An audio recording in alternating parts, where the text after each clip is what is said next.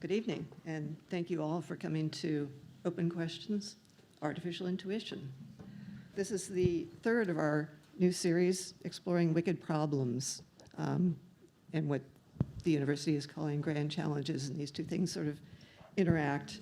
A wicked problem is a societal issue that's extremely difficult to solve. Wicked problems are hard to define. They're unique and unprecedented. They're tangled and complex, and they have many stakeholders. There's no single solution to a wicked problem, and even when you start to take action, you may not know that you've actually solved the thing. Artificial intelligence, our topic for tonight, has the potential to be such a problem. It's hard to even know what we mean by AI sometimes. The definition is constantly shifting. With as many capabilities and uses, it's being integrated into our society rapidly, widely, and deeply. It will transform us in ways we can't imagine and that we won't be able to wind back. But AI is a powerful tool, and it's maybe just the thing that we need to address some of our most complex and intractable issues. So how do we steer this technology in directions that solve problems rather than create new ones, that support rather than subvert our shared human values? I know for sure it will take more than technologists. It will take people like the ones that we've gathered here together tonight. Our panelists all teach at the University of California, Davis, and they all integrate AI into their work. They approach the technology from a variety of perspectives and expertise: anthropology, design, engineering, biology, teaching, and all of them are thinking about our human relationship with AI.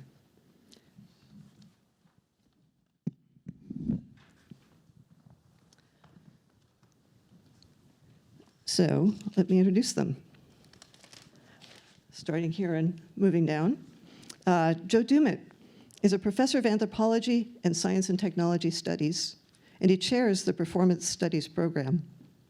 He's an anthropologist of passions and performance, brains and games, AI and computers, contact improv and slownesses, and drugs and facts. He likes lichen and speculation. Christina Harvey is an assistant professor of mechanical and aerospace engineering, and she leads the biologically informed research and design lab, also known as the Bird Lab. Her group studies how, when, and why flying animals adjust to their flight environment. Her group uses that insight to enhance aircraft design and advance our fundamental understanding of flight. Zhodong Kong is a professor of mechanical and aerospace engineering. He's affiliated with the Center for Spaceflight Research and the Center for Neuroengineering and Medicine. He studies robotics, machine learning, and how people team with autonomous machines, especially as applied to agriculture, aerospace, and disaster response. And Tanuja Mishra is an assistant professor of design, and she directs the AI Beings Lab. She works at the intersection of critical and speculative design and social practice. Her research focuses on designing AI beings that are centered on values of care, compassion, and interconnection. So our panelists have slides to show us and things to tell us about their wonderful work. Joe, you want to kick us off? Thank you. Very pleased to be here.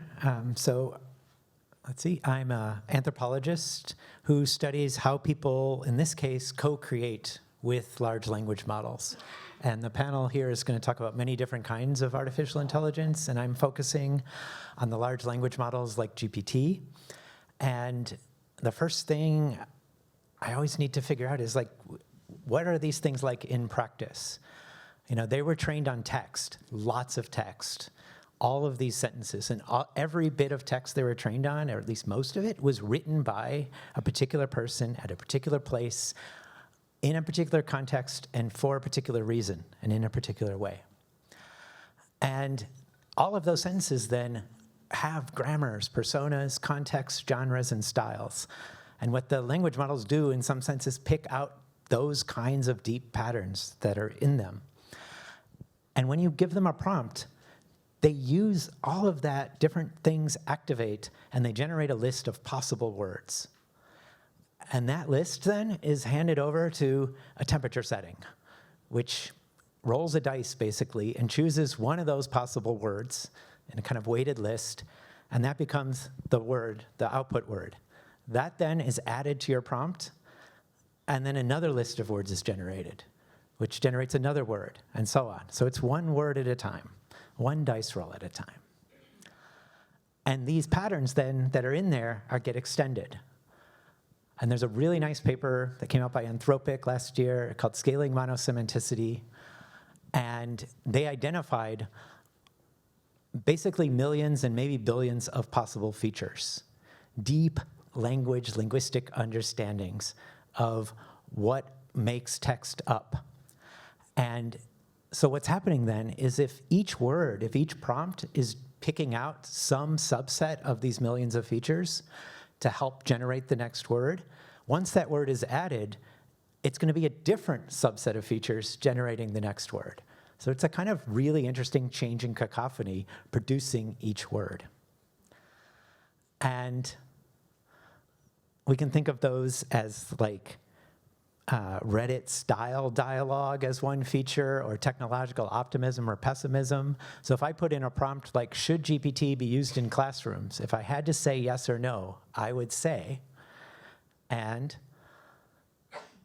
the dice are rolled, and 10% of the time, it'll say yes.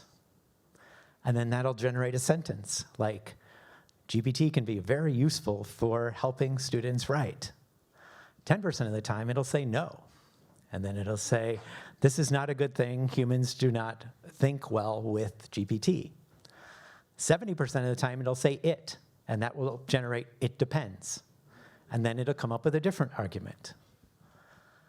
And so what's really interesting is each of those words then, once it's said, is completely confidently going to generate the next word, right? So there's 1,001 potential next paragraphs to that prompt. Should GPT be used in the classroom? If I had to say yes or no, I would say. Each one is kind of brilliant. Each one's insightful, each one's interesting, and yet those 1,000 paragraphs are somewhat contradictory to each other. But when you ask GPT a question, you get one of them. So think about what that means for your hallucination, that it's a being and it has a thought. I think one way to think about this, and working with students who co-create with these and talking with them about what metaphors emerge for them in practice, is that we can think of these large language models as gestures. That they have the potential, they offer playful, surprising, sometimes insightful responses, while simultaneously unpredictable and actually inherently unreliable. They may be reliable for 100 dice rolls and then not. So are they true or false? Is hallucination even the right word? Or is it our hallucination that they have a relation to truth rather than generativity? And I think they're really useful for questioning our own assumptions. They're really useful for field shifting, for thinking analogically, and they're great for speculation. Lots of other things to talk about, but I'm going to pass this. All right. So unlike Joe, I use AI in a very different way. My name is Christina Harvey. I am an assistant professor in the Mechanical and Aerospace Engineering Department. I lead the Bio-Informed Research and Design Lab, or the BIRD Lab, as I very cleverly felt like calling it. Mm-hmm. And what we do is try to understand the way that animals respond in a very complex environment, and this is flight. And so what you're seeing behind me is the result of an ongoing collaboration with the California Raptor Center. This is Jack, the red-tailed hawk. Jack is currently being trained to perch. Of course, many birds don't need a lot of training to perch, and that's why we're starting with it. And so as Jack is doing this perching maneuver that he can do all the time, you can look at all of the different parts of this flight. You can see different feathers flare, different legs stick out. There's always something more the way you watch these high-speed videos. And what we gain from this is we don't just have one high-speed camera. We have 8 high-speed cameras watching Jack, and we can create these 3D objects of Jack at every frame. And with this information, what we can start to do is have an extreme amount of data about how Jack is responding to environments that we're interested in. And of course, as an aerospace engineer, the piece I'm interested in is why can't our aircraft do that?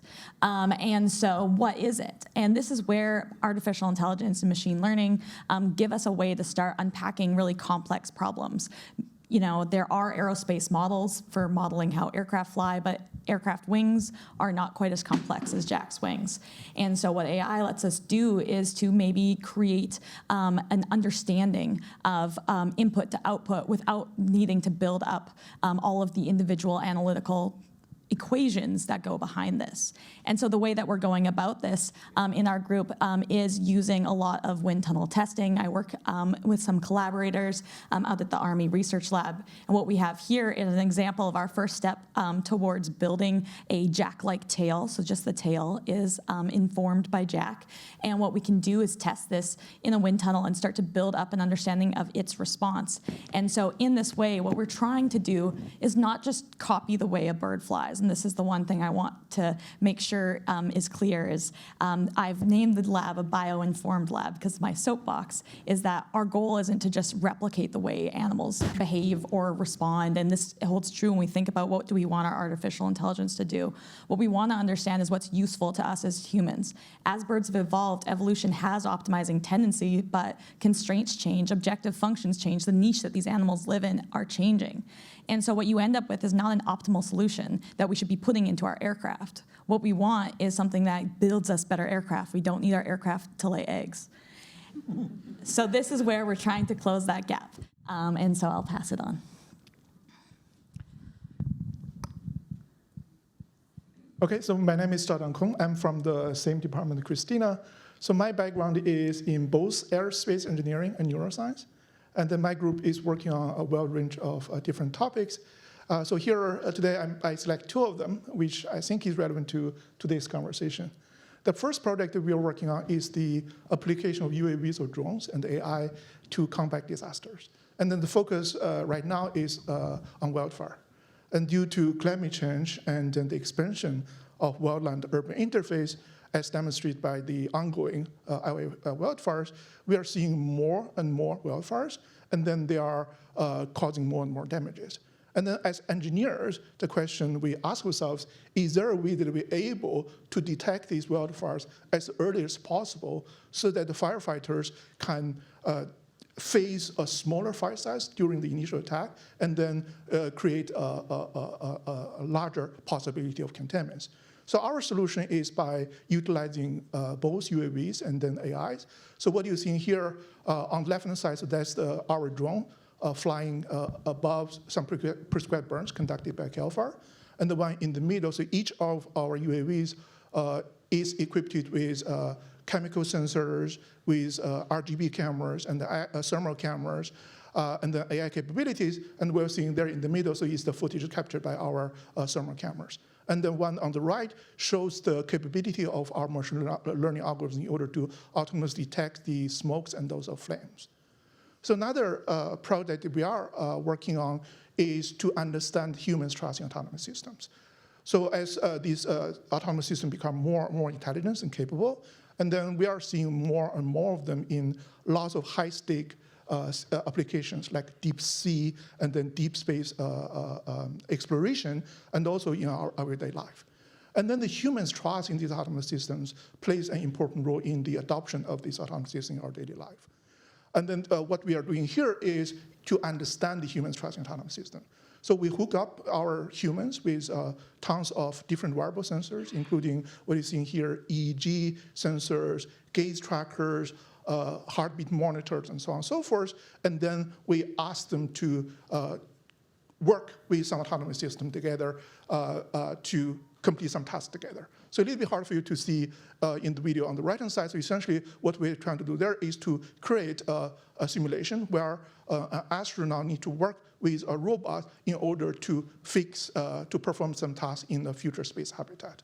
And then based on the great amount of data we collected from humans, this will allow us to understand how humans' trust in autonomous systems may change, and then what are some of the ways that we can affect humans' trust in autonomous systems. Thank you.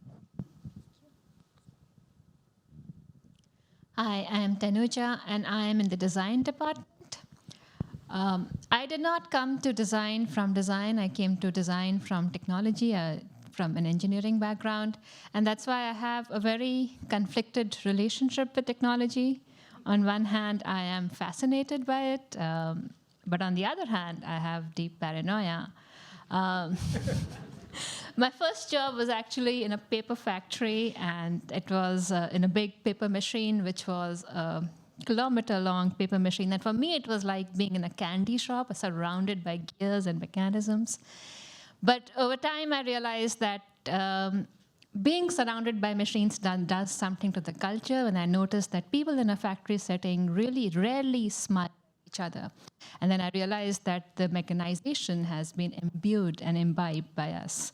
And that's what has stayed with me, and that has become a bedrock of my practice. This is a project I did about questioning the ethics of AI and machine vision. I worked with a startup called Clarify. They would, at that time, classify images, and I wanted to give it images of my body and my artworks and see how it classifies me. And I realized that it classifies me quite often through either eyes of fear or generalities. And that this is an exhibition, this is an installation where it's a retrospective of my work made by AI in the future. And I fed the AI my artworks, and it's using my body to interpret it. So, for example, it's the hands are mine, but the voice is AI's. But if you see on the left, it's an image of Ganesh, which a pinhole camera picture that I took a long time back, and AI looks at it with a lot of fear. It calls it military, army. And you can see it's looking at anything which is outside of the norm as quite abnormal. And on the other side, you see a porcelain sculpture that I had made, and I feed it to AI. And this was a more fun interpretation, where it interpreted it as food, as cream cheese, as cupcake. And I thought that was very interesting, and that helped me reinterpret my own work. These are the courses that I teach at UC Davis. My current courses, I teach a course called AI and Design to undergraduate design students, where we reflect upon the history of AI, the context, the potentialities of AI, but also the risks. And what I see is that in the end, they make working chatbots, but what the chatbots that design students make up are very different. They have very different value systems. They center the human value systems, and when it's working and they can implement it in the world, I see a sparkle in their eyes, and I'm very happy about that. The other course that I teach is called Speculative Design, where we think about in the future and how technologies would change that. So we imagine a world, we imagine a technology, and then we see how systems and relationships and humans, how all the connections in that world would change. And hopefully that can reinterpret and that can change, we can come back to the present and change the direction of the future. And very importantly, for me, it is to include futures which are not just mainstream, but also subaltern and marginal and participatory. This is a current project that I am doing. This is called Tinkerfy, and this is about democratizing AI for non-technical people, for creatives, designers, artists, makers, hackers. And I am launching it right now on a Substack platform where I'm inviting people to think about the kind of AI beings they want to build, maybe alternate AI beings. And we will do small projects in regular intervals and hopefully launch them in our communities. Thank you. Right.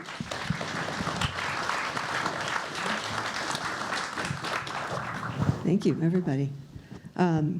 So, some questions. Our big question. This is open question series.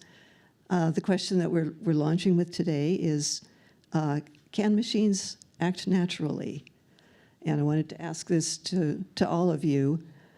Given that you've all used AI as a tool, you've played with it, you've studied it, you've taught it to your students, how can this technology best align with our human intelligence and values, and in any order?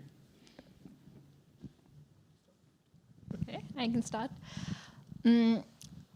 Our relationship with machines for a very long time has been around that we give instructions and they follow them. And it's not new. I mean, if you look at the history of AI, Homer's Iliad had these imaginations of machine beings and who would serve the gods and who would do anything that the god desires. And then the first definition of robot was in a Czech playwright called Rossum's Universal Robots. And again, the root robot comes from forced servitude. And it's interesting that we have looked at machines from that perspective, and today the machines are very different. In many ways, the machines are very much more powerful, and yet, in terms of the human interface, they pretend as if they are servile to us, as if they are our assistants, they are there to help us. I think it's important that we have a more honest conversation around it. We understand that machines, there are some kinds of machines which are very much there to slyly pretend that they are learning for us, but in the end goal is to replace us. But on the other hand, there is another kind of machines that are there, which hopefully we can work together and can really augment our potentialities and our imaginations. And my hope is that our relationship with AI goes towards the latter. So to answer your question, the standard way that we AI researchers to communicate with AIs or autonomous system is by using what is called reward function. So essentially, you provide this reward function to the machine, and the machine will work kind of like an optimizer to find out what is the best action in order to maximize that particular reward function. And then the most straightforward way that we can align the values of machines with ours is to make sure that the reward functions of the machines and the reward functions of our society, they are close or the same. But then, unfortunately, that's very easy. That's kind of like easier said than done. In order to design a correct reward function, it turns out it's an extremely, extremely complex problem. A poorly designed reward function actually can lead to some dangerous or even disastrous consequences. I think probably the audience all heard some kind of like stories about this. So the one that I like is there's this economist in Canada. He wanted to enlist his daughter to potty train his younger brother. And then as a good economist or a researcher, he provides her with an incentive. So basically, every time her brother goes to a bathroom, and then she will get a piece of candy. And then she quickly found the loophole. She fed her brother tons and tons of waters to maximize her reward function, right? She wants to get the maximum amount of candy. So this is what we call reward hacking, right? It's basically, and then how to make sure that we find the correct reward function, and then whether it is even possible for us to find the correct function. I think that's a very challenging problem that we need to answer. Yeah, I think that was very well said, and I want to kind of get back to this idea of like, what does it mean to be natural? I think as humans, like, we have this idea that we've somehow become like not natural, and appreciating the fact that the way that we interact with the world around us affects the outcomes is just a thing that we kind of take for granted, but yet have set aside from what animals and machines and the rest of the world around us is doing. Of course, as humans, we have taken this kind of bigger role in the world. But as we try and talk about how do we use artificial intelligence and machine learning, really what it comes down to is appreciating that these are could be simplified down to the idea of a fancy optimizer. We are looking in this space of complexity, and we have now reached the stage of computational power that we are able to move past those multiple AI winters that have happened over the years to the point where we're starting to see this kind of large performance that feels like this other thing. And I think, there is this potential to work towards these other things, or this idea of maybe even like a more general AI. But AI in our current world is a very handy algorithm. And I think that there is like this risk of getting lost in the fear of the unknown, where we call something intelligent, where we forget that we are the ones creating these reward functions. We are the ones directing the way that this algorithm is interacting. And the moment we start giving it the power is the moment it has the power.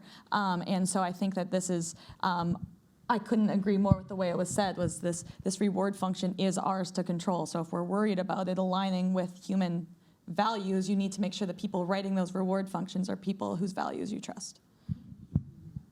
Yeah. I would agree completely. Who are we trusting with what values?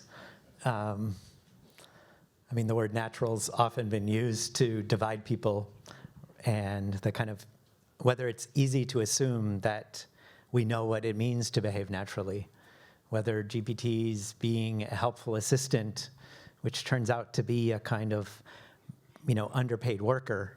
So it turns out you can bribe GPT. You can say, I'll pay you, or I'm in trouble, and it will do better. And this has been proven. And that's because it's always role-playing. And if it's role-playing a helpful assistant, it does a half-assed job unless it's under pressure. And then it does a better job, because that's what helpful assistants do in all the texts. And this is something to think about. The reward function then of our use of GPT, which is owned by a company that is already for profit, means that the values or the rewards that it's trying to maximize are being tuned or aligned to who's ever programming it, so that the alignment meets their values first and our values second. And this is a kind of constant problem with technology. And I do think it can sometimes be distracting to put the weight on AI rather than the weight on the system that we're in. And so, are we stepping back and asking, what's being amplified here? What values are we reinforcing, and so on? And if we think that AI is the problem, we're not realizing that it's just taking the place of something before that, like databases or big data or other things. So I think AI can be really helpful for us to think about this. And I'll just add one more little thing, which is language models like GPT are really interesting because the prior versions of AI and machine learning were kind of built to model the world. So the values were built into the world model. GPT, these language models, they started kind of talking in a way that surprised the designers. No one knew. Even today, we get the math, but we're not sure why the math plus text equals intelligent sounding, like able to answer questions. And it's just kind of released. So the alignment is happening after the fact, that all these companies and researchers, everyone designing these language models, are constantly trying to train them to take this gesture and shove it in a box that will behave according to the values that we, or who's ever managing that training, want. And that's an interesting problem. It's like they're a little weirder than they should be for the position that they're in. And I like that. I think there's a lot of potential to recognize with the kind of synthetic wisdom that they've taken in. With this, AI is, we call it intelligent, but it's really a different kind of an intelligence. If we want to call it an intelligence. So how can these systems, being that they're different like that, really help us think and act beyond what we might be possible on our own? I think I could hop in there because one of the ways that, or something that I think about a lot in terms of like what is intelligence is the fact that, like, again, we as humans have defined what it means to be intelligent. Studying animals and studying not only animals but trees and plants, there are different forms of intelligence in the world around us, and we pick and choose and we call ourselves the most intelligent beings, but are we going to be the species that lasts longest? It depends on what your objective function is. So there are different microorganisms that have been around for millennia, and there are things that are doing a better job at their objective function than we are doing. And so if we think about what it means to be intelligent in our world, we can see examples of other animals and other organisms being more intelligent than we are.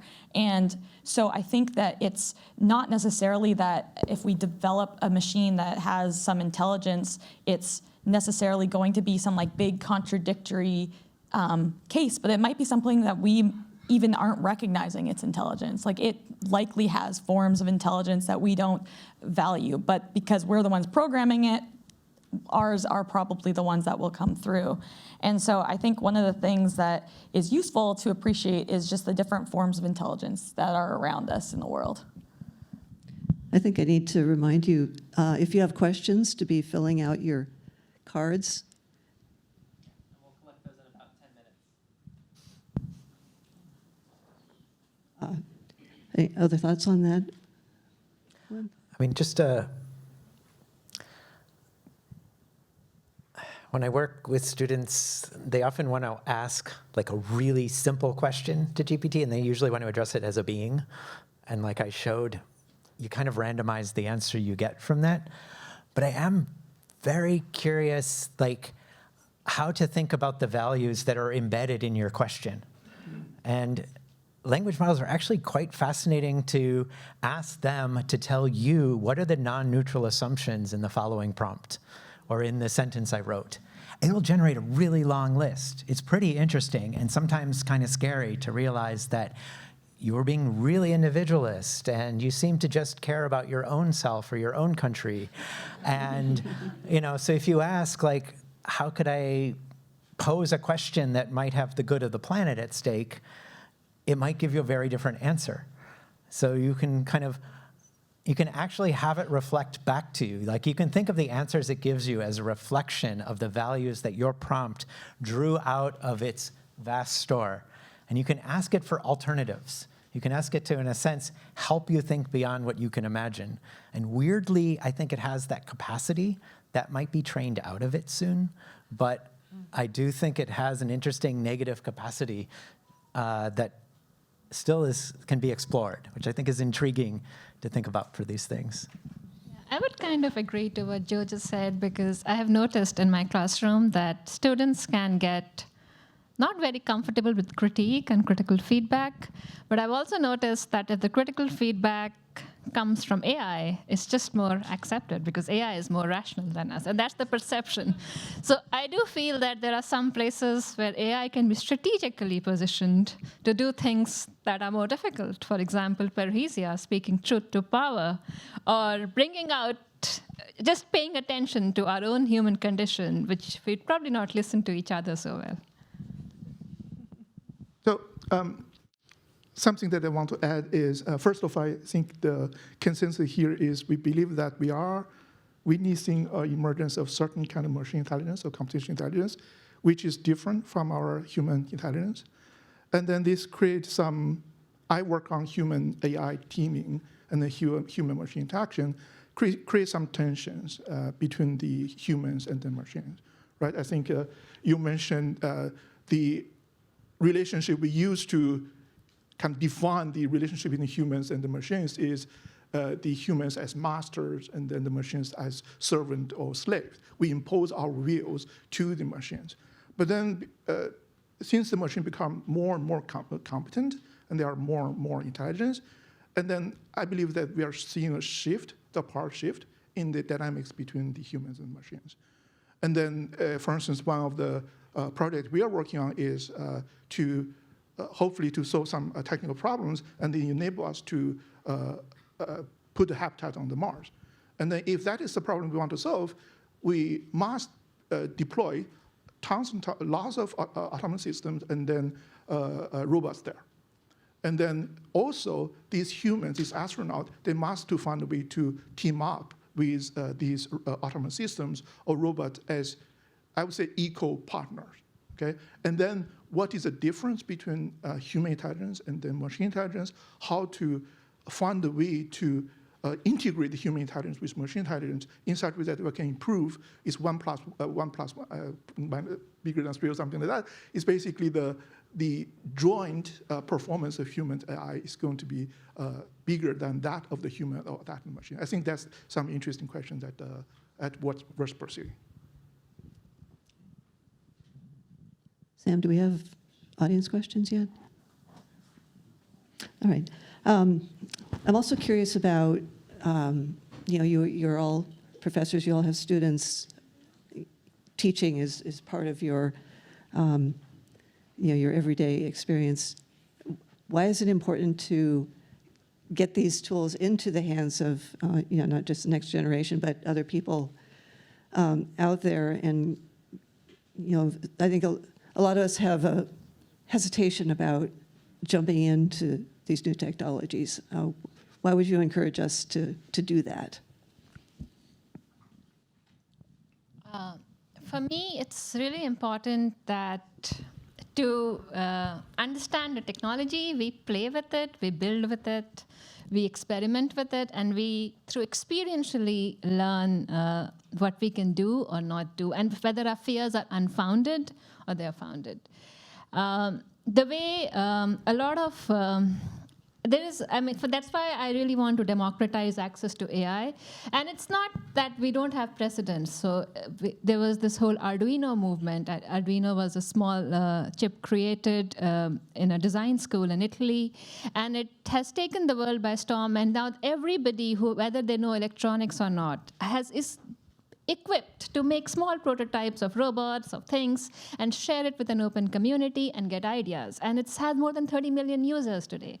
And surprisingly, it's also one of the tools that engineering schools use as the first tool for prototyping, and it has come back full circle. And I think that's the power of putting a tool which is easy to use. People can quickly experiment, try out different value systems, different products, see how the response is, and share it with others. And I think that is powerful. I think for me, I believe almost all our engineering students are using ChatGPT to finish the homework.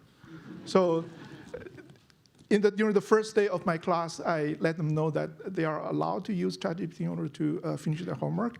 But then they must be, first of all, be transparent about it to tell me, so basically, which part, how did you use ChatGPT to finish the homework, and which part of the homework actually are helped with by ChatGPT.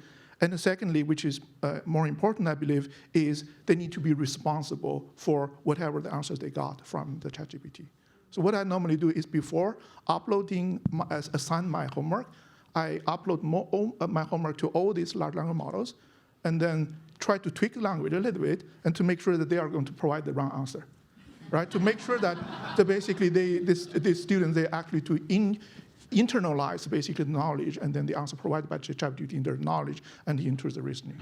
As long as how to integrate large language models into my teaching, so that's something I'm struggling with. I would love to hear other panelists' opinion on that. Sure. I found two things. One, I teach a class on data and society, on data bias and so on. And in order to do that, I've always tried to teach the students how to use Excel, because it gets them jobs. And companies run on it, but it would take weeks to teach them to think with Excel. I can now give them, day one, here's an assignment, come up with a graph that's true to this data, and they can use GPT to assist them. And they can make a graph that's accurate. That means from day one, I can start asking them, is it the right graph? Does it address the right questions? What assumptions have they built in? Is it biased in the way it frames things? It used to take me 4 weeks to get to that point. And by that point, they were so happy to have a graph, they were not going to think about whether it was the right one. So that type of mentoring acceleration is really helpful. And the second thing is, I have the students who are writing papers diagram all the steps they take to write a paper, just as many boxes as it takes.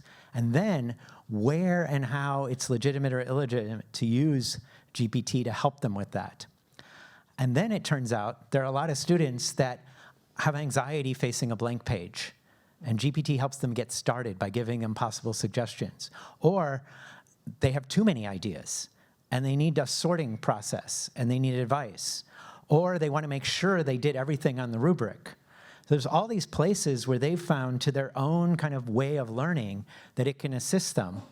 And like our other panelists, I like make sure they document how they use it. I want to see their prompts. I want to learn from their prompts.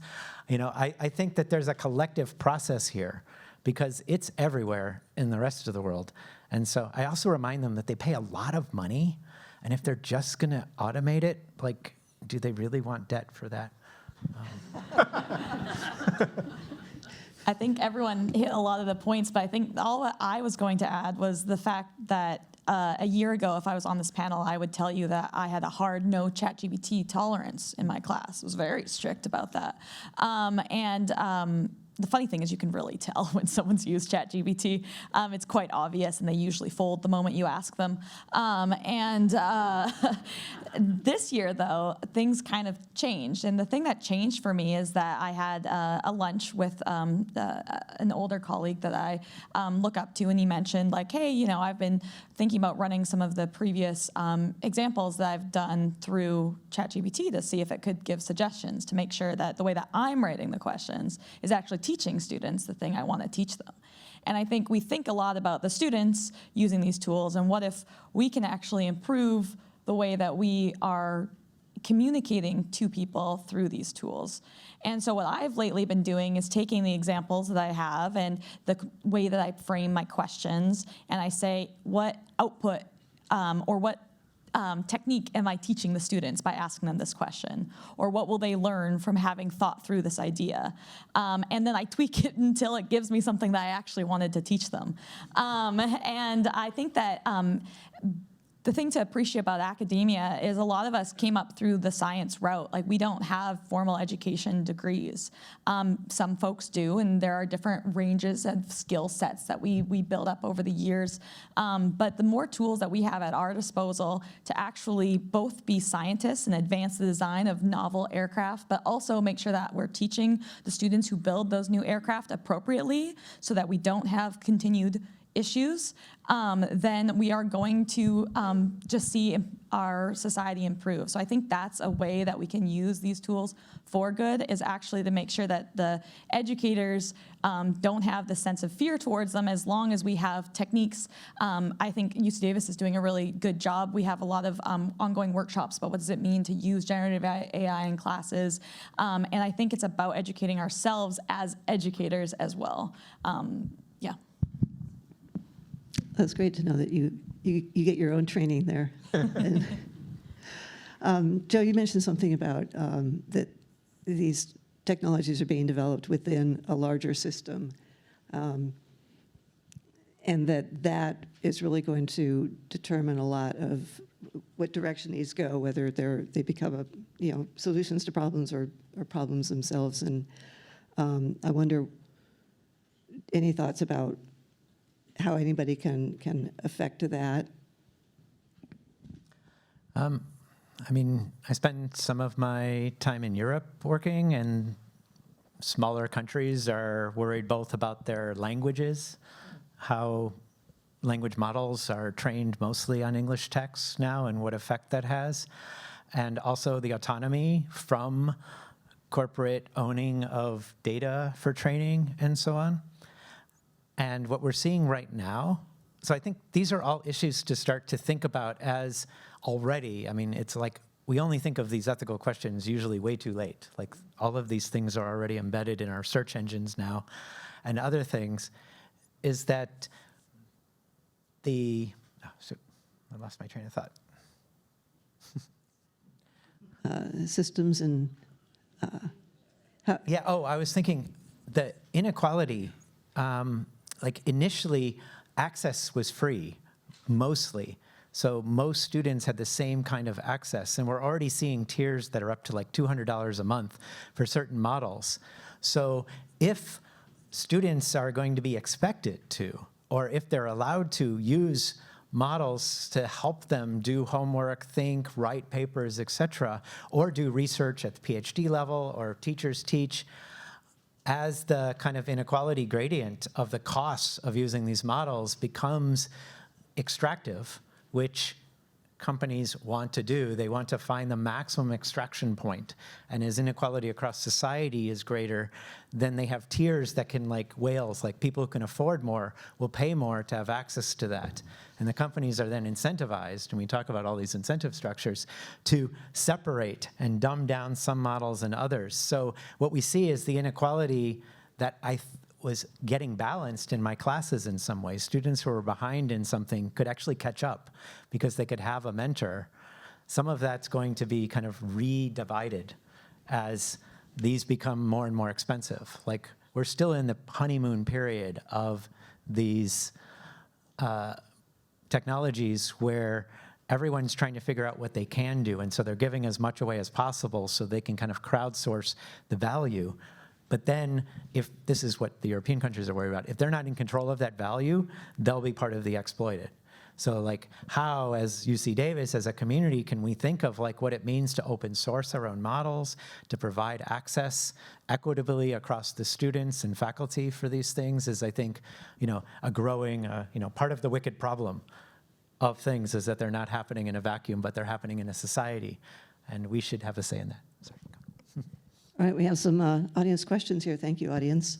First one, how do we as end users handle the fact that there is a significant environmental impact from expanding AI?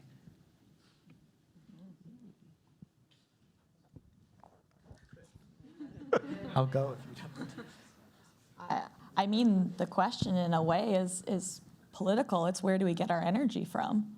How do we make choices that are these are huge server banks. They are drawing a ton of power. How clean is the energy? Is where my mind goes. I think that's really what it comes down to. We need to invest in clean energy so that we reduce that. There is a lot of work going on to reduce the energy draw, but we are pushing those boundaries pretty hard. And I think that the more that we can do to get towards a clean energy source is the way to do it. There was recently a paper by the Hugging Face team looking at the energy costs of this, and one of the things they pointed out is that there's a cost of training the model, but actually just deploying it, like everyday use, quickly exceeds that kind of initial cost. And choosing to use like GPT to search rather than Google, at the time they wrote it, they were like, it's 30 times less energy. So to just use Google. But now, of course, if you try to use Google, it does an AI search for you. So, and there's no need, as far as I can tell. There's a kind of lot of deep questions about the kind of putting it in everything, because it has a kind of growth mindset to it, versus what would like responsible use of this be. And then the data center, the electricity and the water problem is a big international problem. It's called kind of ethical variability. Lots of countries are being kind of exploited because their governments aren't preventing extractive uses of energy and water. And this is something that we need to kind of seriously think about. It's also happening in the southwest of the US and in Virginia, kind of everywhere where it's available. So maybe a related question. Do you think governmental regulation of AI is necessary, or would this just be a hindrance to technological progress?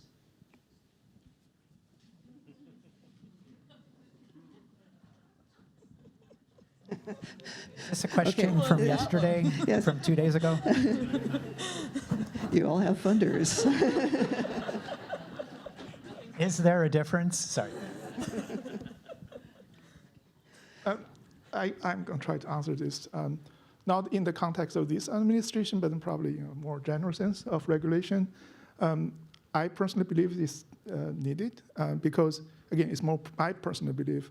I believe that we are approaching what von Neumann called a technological singularity. It's basically the speed of the technology advance may lead to the growth. The speed is so fast that it may we may be to a point that is beyond our control.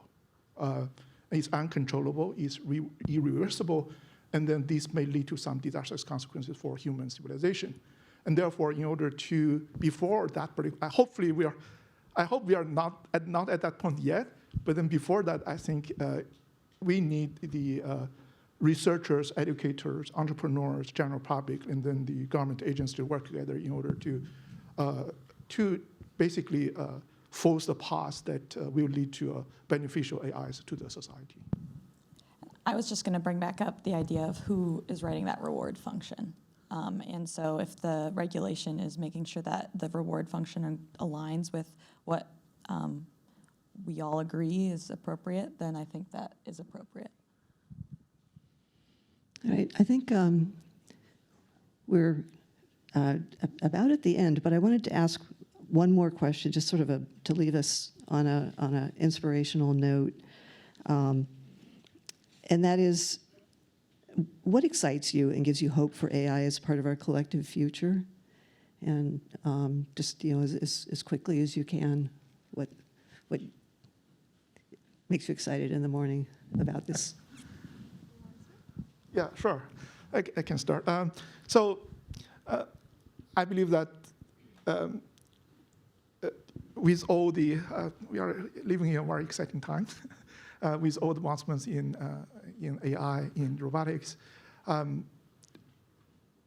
I believe that, again, my personal belief is that probably within my lifetime, we're able to solve lots and lots of open problems that previously unsolvable due to the advancement of AI, including, for instance, possibly, again, reversing climate change, and then maybe we have developed some new scientific theories by just using AI, and then to cure some uncurable disease previously, like cancer.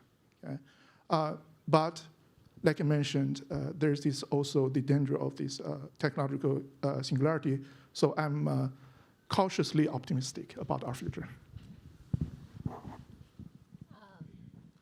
And for me, I think the perennial question is to reflect on what makes us human. There was a time maybe where what we could do with our hands and what we could achieve and what we could build defined our creative potential. And then probably there was a time when machines started doing it faster and better. And then we said, okay, but we have our minds, and with our creative and logical facilities, we are going to build these really complex systems. And now we have machines doing that in many ways better than us. And I think now is a time for us to come to the heart and really think, what is it that makes us human? Is it human-to-human connection? Is it curiosity, creativity, presence, mindfulness, love, compassion? And when these values start taking center stage, and if it redefines our definition of what is humanity, I think that would be great to take away from the AI revolution that we are seeing. I think personally, the thing that excites me is that I remained a scientist because I was amazed by the way that animals responded in environments that we just don't know how to do. And the exciting thing, I think it's encapsulated in what Jadon said of these new scientific breakthroughs, is I do believe we will get towards the point where we can model complex functions.